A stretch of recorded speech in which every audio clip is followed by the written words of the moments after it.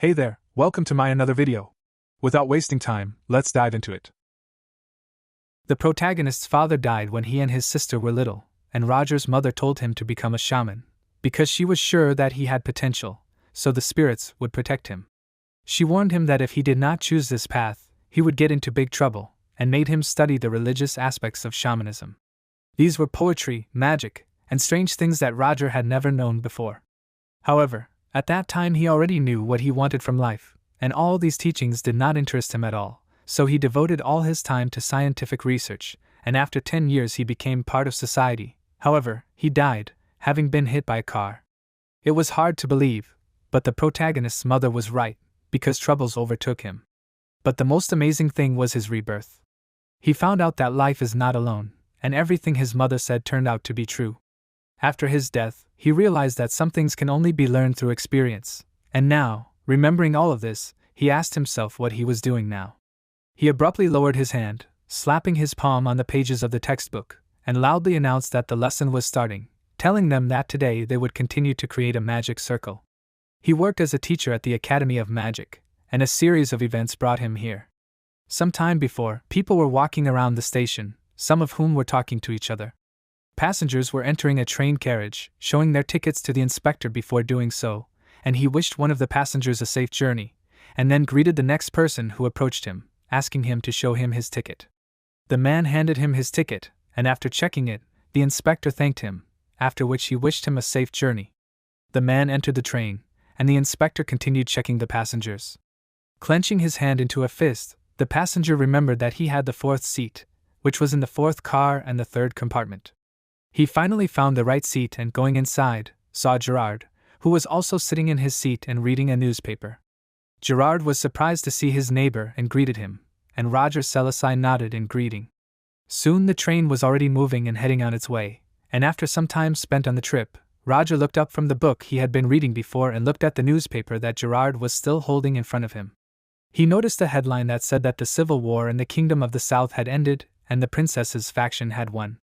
He announced that this war had finally come to an end and smiled, and Gerard at first looked at him warily, slightly narrowing his eyes, and then agreed with his words, noting that this was true. He admitted that he, too, had been wondering when this would end, and Roger remembered that just recently the prince's faction had been recruiting soldiers, glad that the war had not lasted long. He suddenly remembered something and apologized to Gerard, noticing that he had forgotten to introduce himself. He gave his name, and Gerard said that he had no last name and simply gave his first name, and then assumed that Roger was of noble birth. He announced that he was a fallen noble, but asked Gerard not to worry about it. He replied that he understood everything, and Roger asked where he was going. He replied that he was going to Lindenbrunn, the capital of the empire, since he had heard that it was a popular tourist destination. Roger smiled, noting that the Exilian Empire was famous for its advanced magical engineering, so there was certainly something to see there. He himself was heading to Leathervelk to join Thean Academy. Gerard was surprised to hear his words and noticed that Roger was very young, assuming that he was an outstanding specialist. Roger awkwardly closed his eyes and grabbed his hair, saying that he was not really that way, as he was just lucky. Gerard said that many people wanted to be in Roger's place, and said that he should be proud of himself. Roger smiled happily, thanking him for these words, and returning to the topic of the war, asked if he had heard the rumors yet. He explained that he was talking about a man from the princess's faction, who was winning. He remembered that some people said that he had neither experience in magic nor the highest knightly rank, and that he was a wandering mercenary named Machiavelli. Gerard replied that he understood everything, and Roger sighed, crossing his arms over his chest, noting that Gerard was not particularly surprised. He admitted that he simply thought that it was nothing more than gossip. But in fact it was true, for Machiavelli was the one who wandered the world in search of one object, and that was the name he used in his past life. Finally Gerard, drawing Roger's attention to himself, asked, did this mean that he would be taking over a class at Thean Academy? He confirmed this, specifying that he would be in charge of the second-year students, and Gerard was amazed that Roger was starting right from the second year. He noticed that he was more capable than he thought, and suddenly he froze, and noticing his state, Roger asked in confusion, was there something wrong? Looking out the window of the train, Gerard told him to wait and was about to announce what was about to happen, but before he could finish, there was suddenly a huge explosion and the train shook. Gerard screamed, and Roger stuttered, asking what was going on. he asked. Did the engine explode? Jared exclaimed that this couldn't be because the engine was protected by magic. He suddenly winced, frowning as he realized that this was a trap. Roger didn't understand why this would be done, and Gerard assumed that someone wanted to rob rich merchants or nobles, noting that if they had caused an explosion, it meant that there was definitely a mage among them. He seriously announced that they needed to hide or get off the train, and Roger asked him to wait, announcing that he would go first. Putting on his hat, he headed for the exit of the compartment and looked around the carriage, noticing that there was no one in the fourth carriage. Following him out into the corridor from the compartment, Gerard frowned, asking if the other passengers were safe. Roger announced that the compartments were protected by magic, but Gerard warned that this was no guarantee, since it was dangerous to remain in the compartment if it was under the same magic spell that the bandits had broken through. Roger asked if it was true that the explosion had come from the third carriage. He did not understand why the robbers were not there yet, and Gerard said that if he were the robbers, he would have gone to the first carriage. Roger remembered that there were first-class passengers there, and admitted that they were lucky. Gerard suggested that he leave through the back door, since they just needed to wait for the border guards. But suddenly the bandit, using a rope, approached the window and, using the acceleration from his flight, knocked it out, breaking into the carriage. Shards of glass rained down in different directions, and screaming, Gerard and Roger jumped aside. Standing in front of Gerard and closing it with him, Roger ordered him to stand behind him. The bandit frowned as he stood up, looking at them, and Gerard assessed his condition and said that he looked like crap. Roger frowned, pressing his lips together and looking at him warily, and the bandit suddenly pulled out a dagger and ran towards them, about to attack. Roger waved his hand, forming a cloud of magical energy next to him, and directed this attack towards the man, and from the force of it, he screamed and flew to the side. They were silent for a while, and after a short pause, Gerard asked Roger if he had killed the man. He answered that he had not, explaining that he had immobilized him for a short time. Then he began to move towards the bandit, and Gerard tried to stop him, warning him that it was dangerous. But Roger said that everything was fine, explaining that he was just going to ask the man a few questions. Pointing his cane at him, he asked him to tell him why he had gotten into this carriage. The bandit made no reply but merely coughed, and then suddenly burst out laughing, and Roger declared that he had not given him permission to laugh and ordered him to answer. But the bandit was not going to listen to him, and, calling him a dirty man, shouted that he would kill them all. He suddenly opened his shirt, revealing the explosives strapped to his chest with a countdown clock on them. There was only 1 second left until the explosion, and, realizing this, Gerard called out to Roger, telling him to hide. He clenched his jaw, frowned and looked at the explosives, and the next moment there was a huge explosion and flames burst out of the carriage, sending smoke and sparks flying in all directions. As the flames gradually died down and only smoke remained in the air, Gerard screamed. He fell to the floor, covering his head with his hands, and that is why he managed to survive the explosion. As he got up, he attracted Roger's attention and asked if he was okay. Suddenly he shuddered, his eyes widening, and noticed an empty space in front of him where there was neither the bandit nor Roger, as well as a hole that had appeared in the wall of the train. He walked to the edge of the hole, looked outside and said the name Roger, then put his hand to his cheek and winced, noticing that part of his skin had peeled off. He frowned in displeasure, then sighed, remembering that this suit was custom-made. He tore off his mask, revealing his true form, and asked himself why he was always involved in accidents. There was no specific reason why he chose the name Machiavelli, because he simply took the name of a famous person from his past life. He needed to completely change his identity to avoid getting into dangerous situations while traveling the world, and the image of Machiavelli was supposed to help him do this. It had been a difficult day, and remembering how he left the battlefield, the protagonist thought that he had attracted unwanted attention, although he should have kept his identity a secret.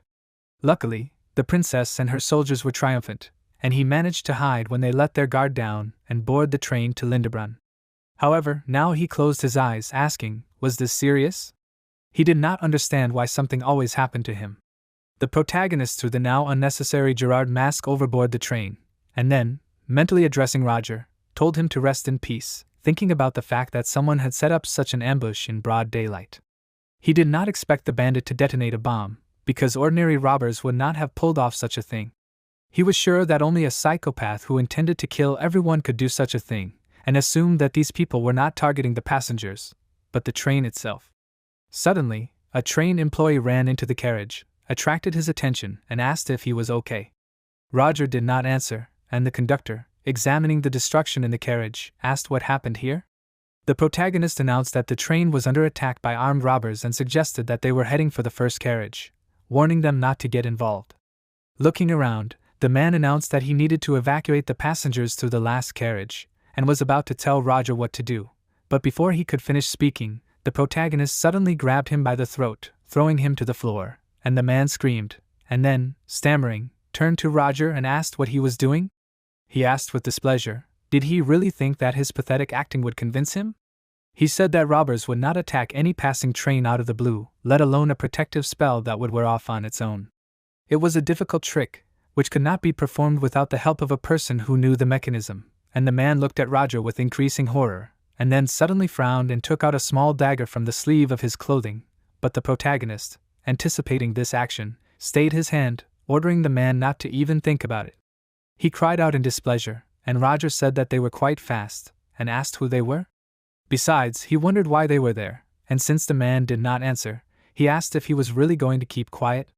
He did not argue with this, and raising the man to his feet, ordered him to go forward. Suddenly he was amazed, turning his head a little to the side, and told himself to stop, paying attention to the sound he heard. He guessed what it could be, and crying out, abruptly thrust the man in front of him, and the next moment his body was pierced through by bullets, and Roger himself squatted down in order to avoid being hit by bullets. He closed one eye, putting his hand to his head, and asked himself when the man had time to give the signal. He remembered that he had been watching him, and realized that this was all planned. The man's body fell, and the protagonist looked at the other bandits who had burst into the car. One of them frowned in confusion, asking if there were any survivors. Another man was amazed that Roger had dodged the gunfire, and getting up, the protagonist warned them not to even dream of killing him. One of the bandits ordered his comrades to kill Roger, and the men readied their guns, and he frowned, but at the moment when the bandits pulled the triggers, nothing happened, and bewilderedly lowering the gun down, one of them asked why he could not shoot.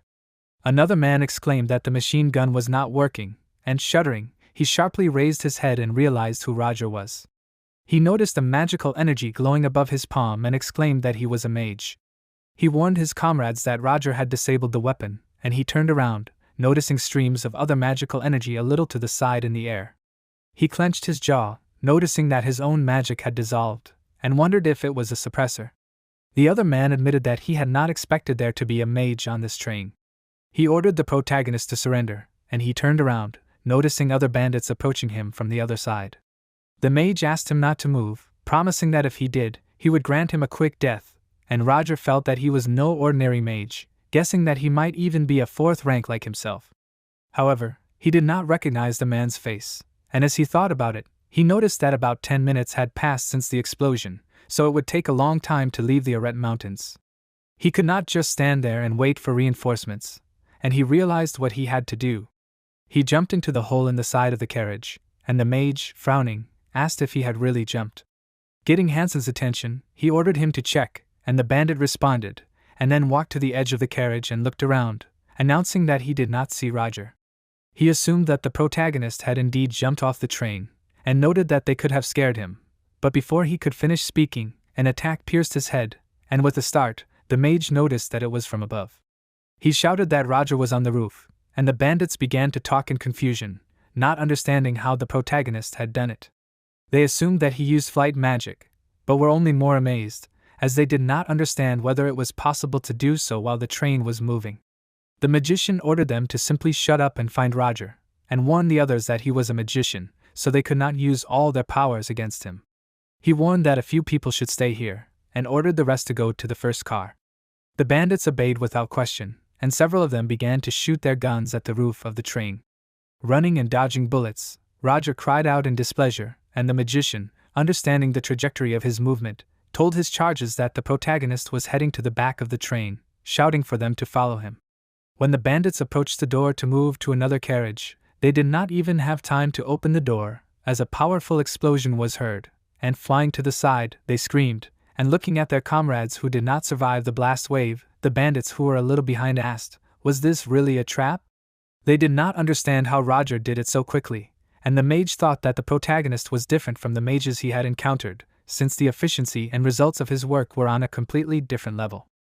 He noticed that Roger looked more like a hunter than a magician, and even suggested that he could be a mercenary. All the bandits suddenly shuddered, hearing some sharp sound, and the magician opened his eyes wider and then cursed, realizing that Roger was separating the carriages in order to escape. He asked himself, how come he had not guessed about this before? He realized that the protagonist was not going to fight them, and rushed to the exit of the carriage, and the next moment, he suddenly saw a bright light in front of him instead of the next carriage, and when he ran out onto the crossing, he noticed the other part of the train moving away.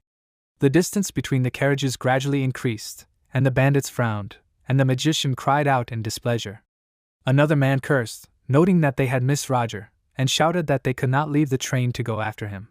The magician promised that he would remember his face, would definitely track him down and kill him, but suddenly froze, his eyes wide open, asking himself, what kind of powerful magical energy was this? He did not understand where it was coming from, and turned around, after which he froze again, noticing Roger standing in the center of the carriage, who had created a magic circle in front of himself, frowning in concentration. The magician did not understand where the protagonist was here, and asked himself, was this really another trap? Roger concentrated magical energy in front of the circle, and from this a powerful beam of magical attack was directed towards the bandits, which was so bright that it penetrated even through the walls of the train. The magician ordered his comrades to run, and he himself froze, trying to cover his face with his hand. Some time later, when the magic dissipated, the protagonist looked around, noticing the dead bandits in front of him. He thought that this was all, but suddenly noticed that the magician, despite severe damage, continued to stand, and said with surprise that he survived. The mage called him names and then asked him why he did it. He didn't understand why Roger would kill them and asked if his conscience didn't bother him at all. The protagonist looked at him thoughtfully, and the mage declared that the people he killed were ordinary patriots, fighting for peace. Roger noticed that the man was crazier than he expected, and the mage asked again, and the protagonist asked if they weren't the ones who tried to kill him first.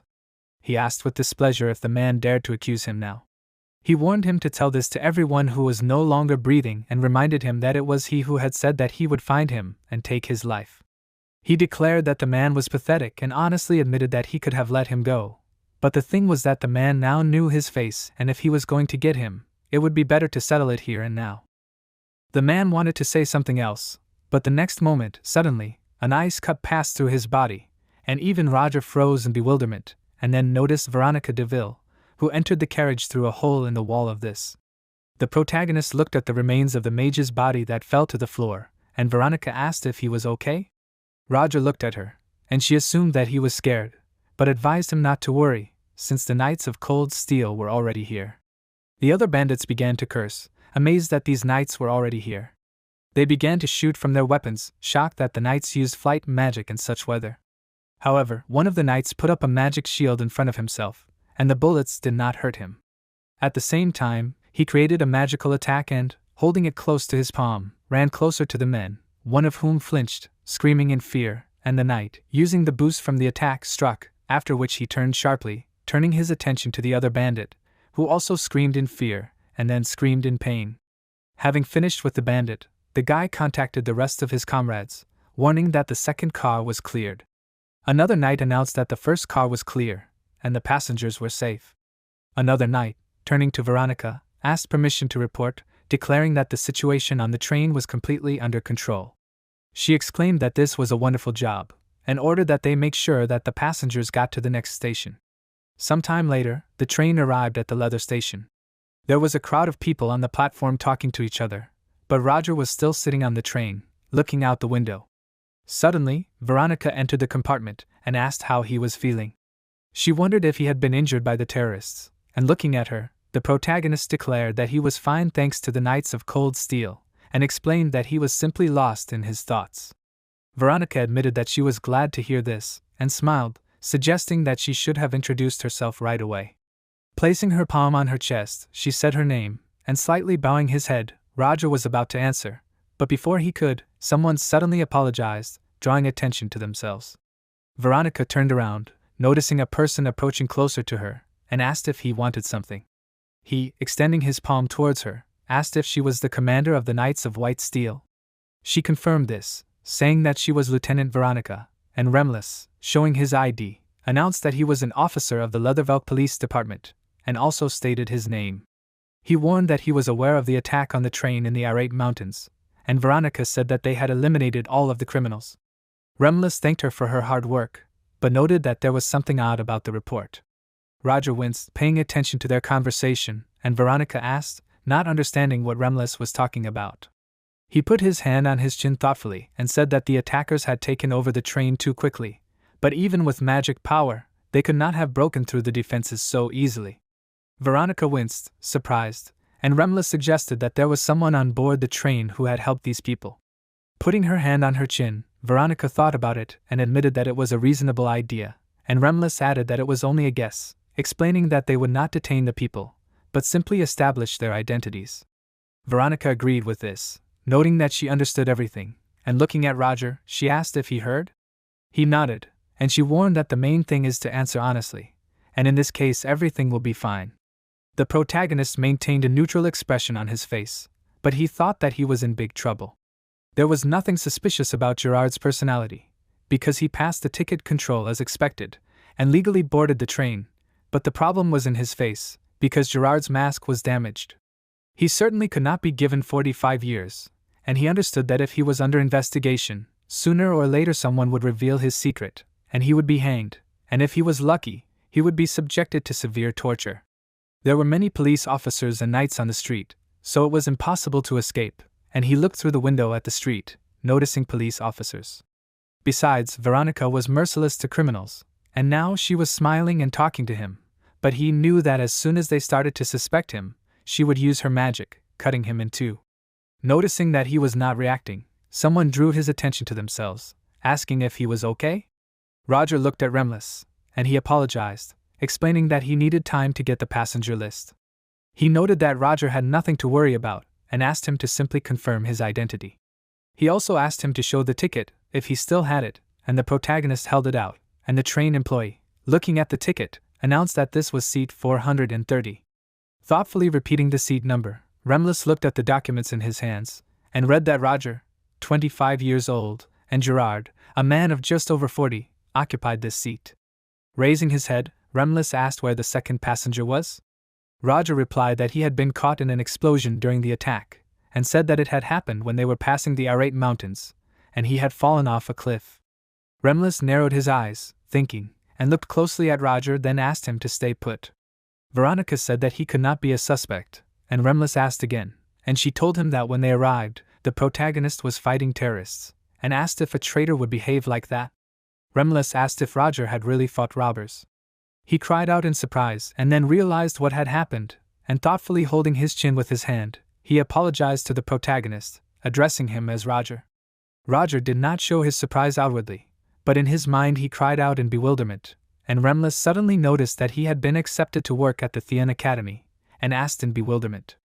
Veronica also asked if this was true. They looked at Roger, and he finally, smiling, confirmed it, and standing up, took his suitcase, after which, putting his hat on his head, said that it was so, announcing that he was the new professor. When they left the station, Remlis once again apologized to Roger for the inconvenience caused, but he said that there was no need to apologize, since he was able to get here thanks to them. Remlis said that he would take him to the academy, but the protagonist said that he was not obliged to do this, and Remlis exclaimed that the future of their empire was in Roger's hands, asking how he could not see him off. But Roger was not going to agree, as he understood that it would be better if they both left him alone. In the end, he announced that he had things to do, so he could not delay them any longer. If he insisted, Remlis was not going to argue anymore, and Roger, turning around, said that in that case he would go, and turning to Veronica, he admitted that their acquaintance was short-lived, but noted that he was glad that he met her. She exclaimed that this was mutual, and added that they might meet again. Without answering, the protagonist began to leave and thought that he could and really did it. Mentally addressing Roger, he apologized to him, and also thanked him for saving his life. He was glad that the quality of the photos left much to be desired, because it was difficult to distinguish him from the real Roger from the picture. Now that the problem was solved, he was fine, and decided that he needed to hide and create a new identity. But suddenly he froze, hearing someone call Roger's name, and turning around, he saw a man who announced that he recognized him, and added that he had seen him conversing with the knight. Bowing, Wilfred announced that he worked at the Academy, and having heard about what had happened, he had come to meet Roger. He was glad that he was unharmed, and asked him to get in, saying that he would take him to Thien. The protagonist became more dissatisfied, but still got into the carriage, and after a while, Wilfred began to ride forward, driving the mechanical horse. Roger leaned slightly, resting his chin on his hands, which were intertwined with each other, and thought that this was bad, since the academy ordered a person who was not an ordinary worker to meet him. He noticed that Wilfred had a fit body, and moreover, he did not notice how he appeared next to him, which meant that he was most likely a knight. He knew that if he ran away using a stupid excuse, it would seem suspicious, and Wilfred would follow him. He supposed that it would be better if he postponed his escape, since Gerard was presumed dead. He was nothing more than a ghost in this country. This meant that if he disappeared, no one would notice, so he was glad that he now had an iron army, and until then he could live the life of Roger. Some time later, Wilfred warned him that they had arrived and said that it was Thien. They entered the academy grounds and, shocked, Roger asked himself if all this really belonged to the academy. The property was larger than he had imagined, and stopping the carriage, Wilfred waited for the protagonist to get out of it and said that he would take him to the rector, and also added that Roger could trust him with the luggage.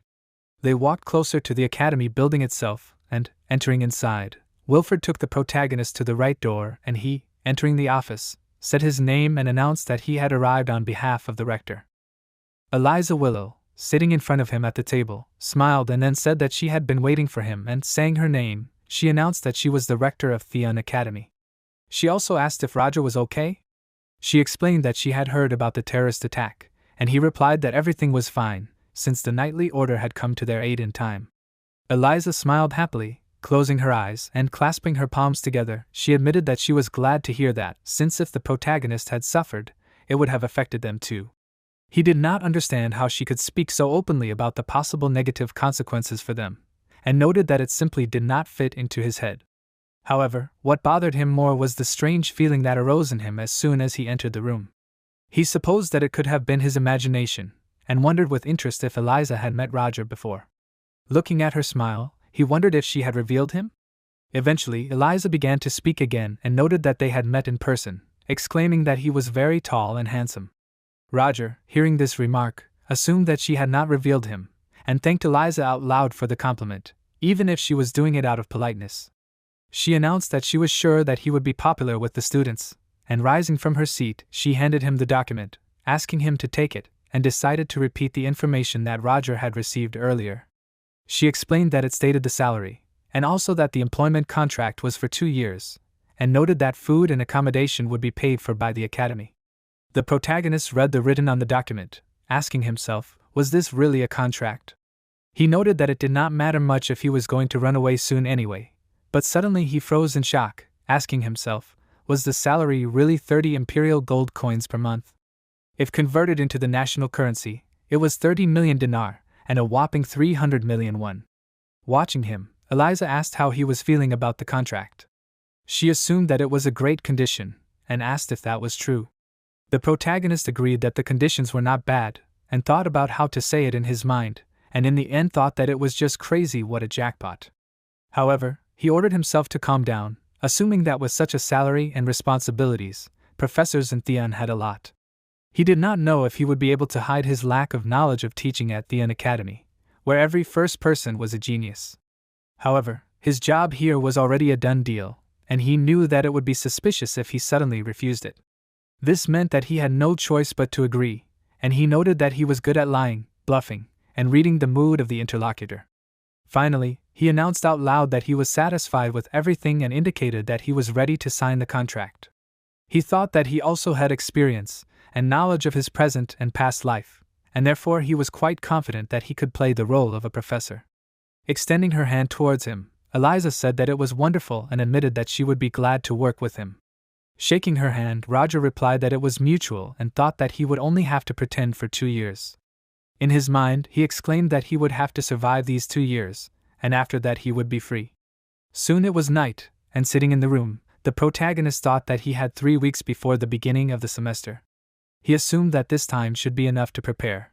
He did not think that they would give him an entire house, and sighing, he closed his eyes, asking if this really meant that this time he would be a professor at the academy?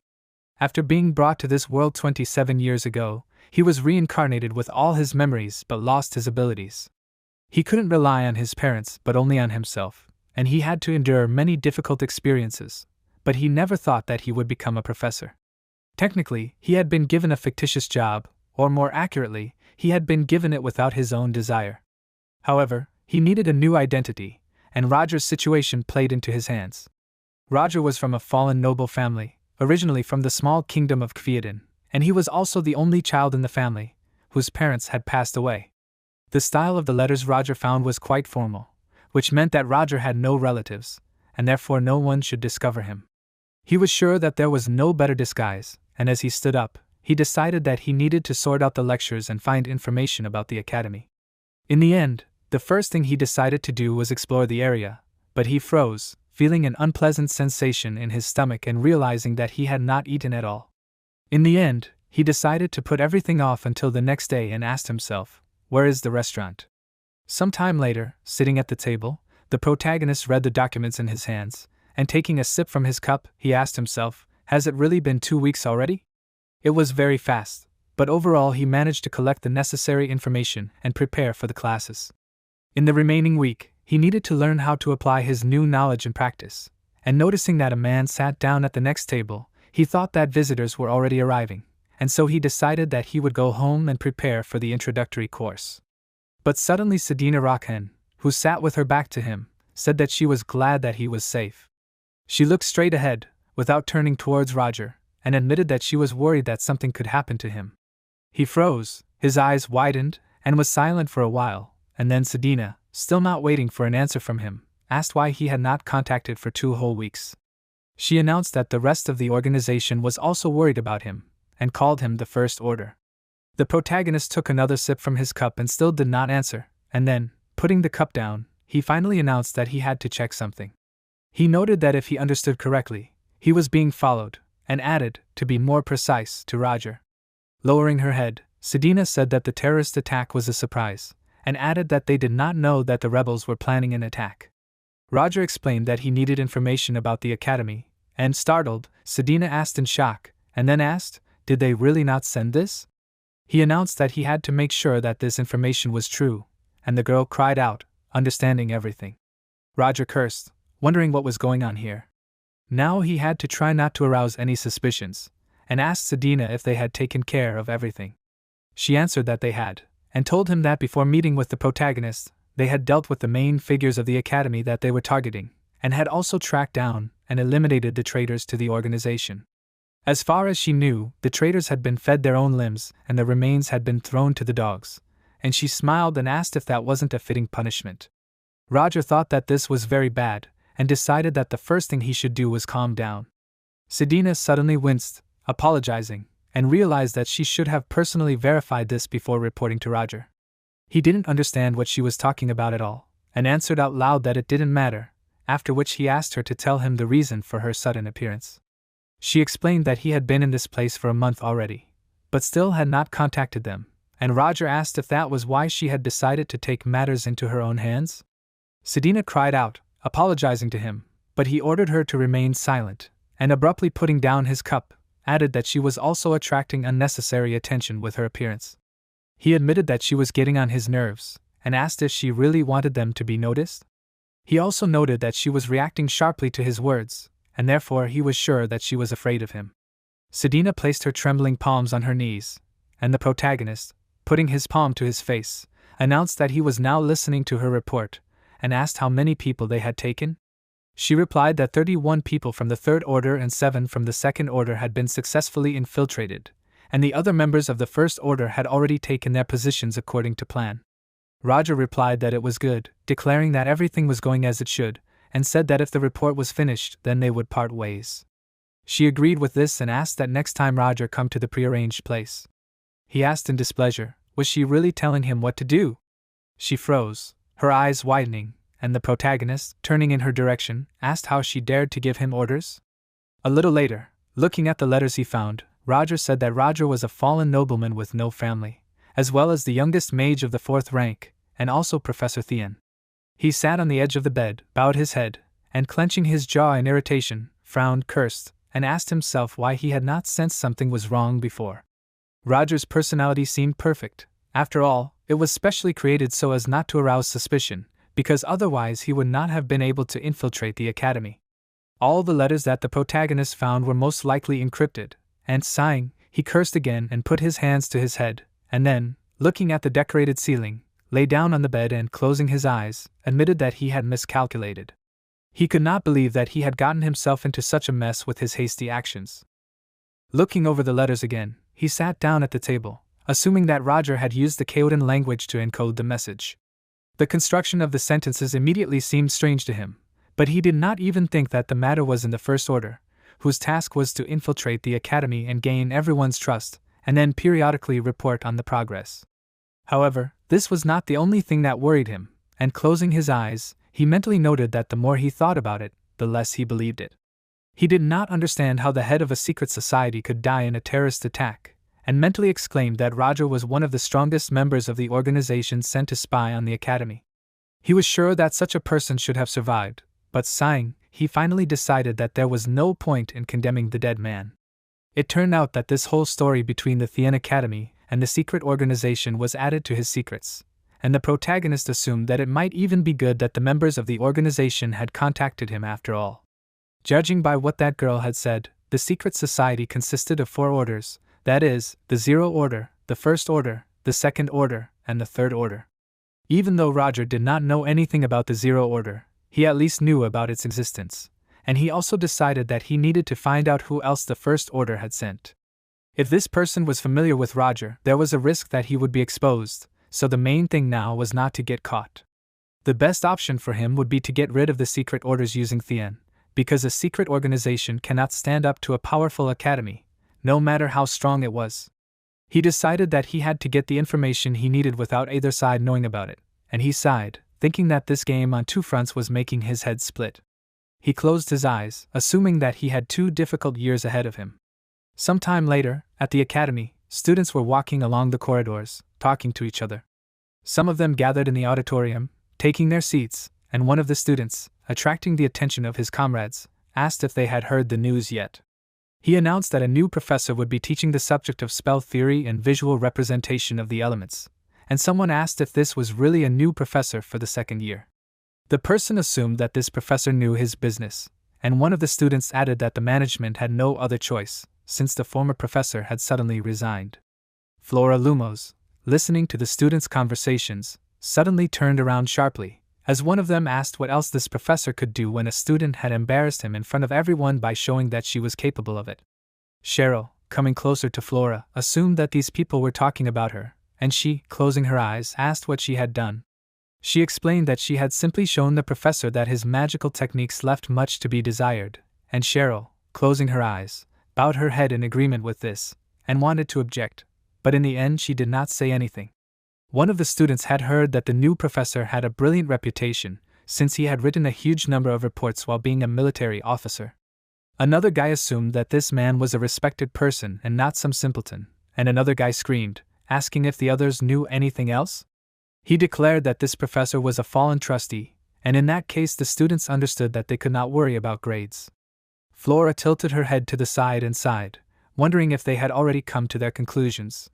She thought it was silly, and at that moment, Roger walked through the door to the classroom and walked up the small stairs to where he was supposed to stand. He slammed his palm on the table, drawing the attention of the other students, and announced that he was their new professor, introducing himself by his name, Roger. He also added that it was a pleasure to meet you and looked seriously at the frozen students who were watching him in shock. He noted that they didn't have a schedule as such yet, so he decided to make a few announcements before they started the main course. He said that he would be teaching them spells, but the structure of the lessons would be unusual for them. He explained that they would be studying not only theory, but would also be developing practical skills, and added that the classes would not be held exclusively for 2nd years, and 1st years would also be able to attend. The students began to mutter at this, but Roger asked them to remain silent and held his palm out, admitting that he understood that they were not happy with this arrangement, but he asked them not to worry, warning that the workload would be the same. One of the students suddenly raised his hand, asking if they could know the reason why the protagonist decided to combine the courses. Elendo Van Exilian looked at Roger carefully, waiting for him to answer, and he thought that he had seen her somewhere before, and announced out loud that he considered it his duty as a teacher to allow everyone to gain something useful from the classes, regardless of their level. In addition, he warned the students not to expect standard lessons, and Elendil admitted that she did not understand this, asking him to explain further. However, Roger said that it would be boring if he revealed all his cards so quickly, and Elendil lowered her head, and the protagonist announced that if he was of interest to them, then they would see each other at the next class. There was also something else he wanted to point out, and he warned that this would be the last one. He noted that if any of the students thought that they would be able to earn good grades without straining themselves just because he was a new professor, then he might disappoint them. He frowned seriously, looking at the frightened students, and mentally asked that they not come to his class. Although he had prepared well, he still understood that it would be easier for him to teach as few students as possible. He noted that the pride of the second years would be hurt if they allowed themselves to attend classes on an equal basis with the first years. Besides, he did not understand who would want to study with him if it was difficult, and said out loud that this was all for now, and asked if there were any questions. The students were silent, looking at him, and noticed that Roger was pressing with his energy, assuming that his work as an officer had affected him.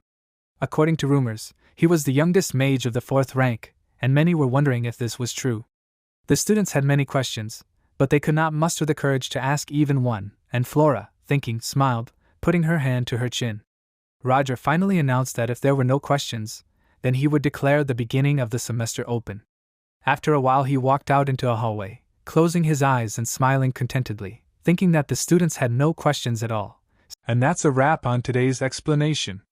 If you found this helpful, don't forget to smash that like button and subscribe. Have questions?